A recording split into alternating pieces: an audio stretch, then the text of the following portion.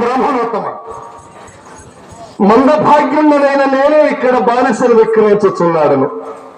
అట్లయినా నీవెవ్వండవు? నేను యవ్వననైన తమరికెందరికయ్యా? ఏమో ఈ పేరు చెప్పుటకే సందేహించుచున్నావు.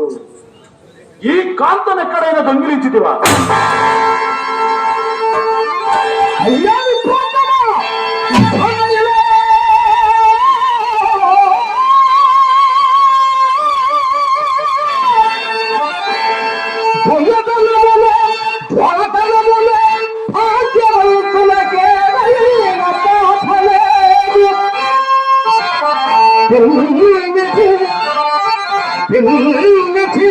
అదృష్టముల మీరు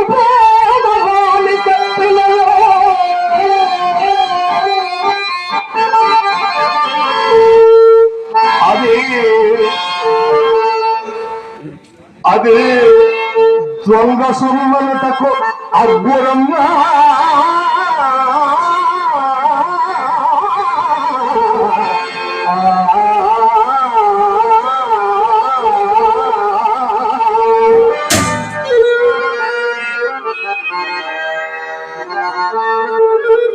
నీ అదృష్టము చేతనే ఈ కాంత నీకు లభించినదంటావు. గోయవానికి రామచిలుకు రాగున. మరి నీ పేరు చెప్పుటకేమో? అవును, అదృష్టము చేతనే లభించినది.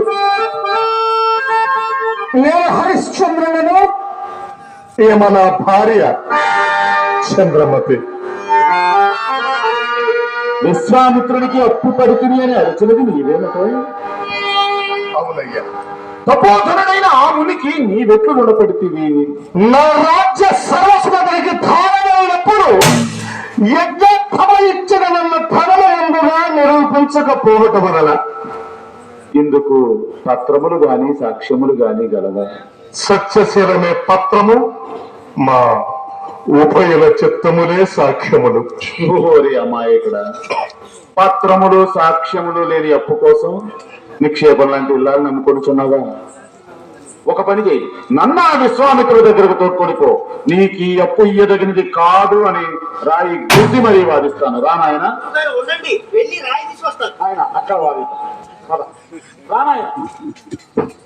హరిశ్చంద్ర, నీకెప్పుడు సహాయ సంపత్తి కూడా లభించబోచున్నది. నా మాటకి బయలుదేరవయ్యా.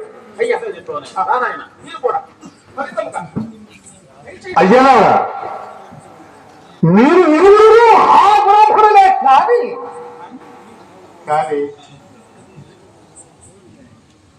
ఊరకుండయ్యా, నాకెవరి సహాయం అక్కర్లేదు. నా సత్యనారాయణ రక్షించలేదు కానీ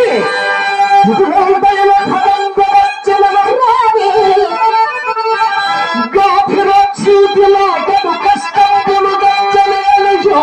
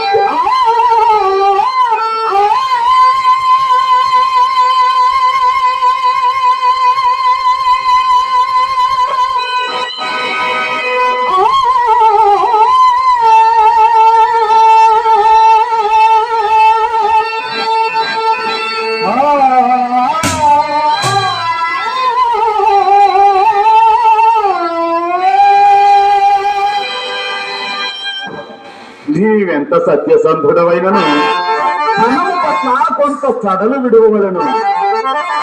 అలాగున కౌశికుడే బాలయ్య ధనాశకు ఇంక వలదుడుగుము నీకేలా వేదాంతము.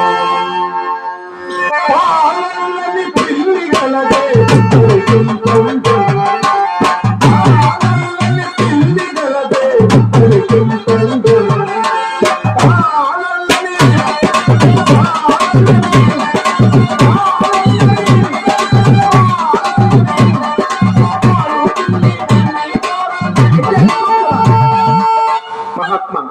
ఏలనయ్యా ఇన్ని మాటలు.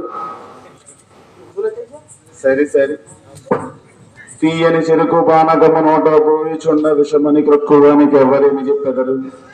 సరే, నీ భార్యను ఎంత కన్నదవో ధర చెప్పు.